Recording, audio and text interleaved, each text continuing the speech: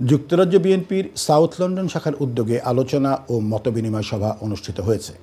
শাখার সাংগঠনিক কার্যক্রমকে আরও শক্তিশালী করার লক্ষ্যে এবং সাউথ লন্ডন বিএনপির নেতা শাহ সাইফুল আক্তার লিখন ও মাহবুব রহমানের দীর্ঘদিন পর বাংলাদেশ গমনের উপলক্ষে মঙ্গলবার রাতে সাউথ লন্ডনের মমসাদ ইন্ডিয়ানা টেকওয়েতে এই সভার আয়োজন করা হয়। পবিত্র কোরআন তেলাওয়াতের মাধ্যমে সভা সূচনা করেন মাহফুজ আহমেদ।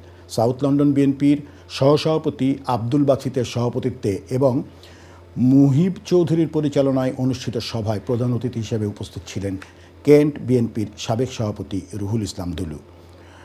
সভায় বক্তব্য রাখেন শাহ সাইফুল আক্তার লিখন, মহিবুর রহমান, শফিকুর রহমান, সোয়ালিন করিম চৌধুরী, রাসেল খান, জমশেদ আহমেদ, আজিজুল হক জুনু, সাইফুল শিপু সহ আরও অনেকে। বক্তারা শাখার সাংগঠনিক কার্যক্রমকে গতিশীল করার বিষয়ে গুরুত্বারোপ করেন।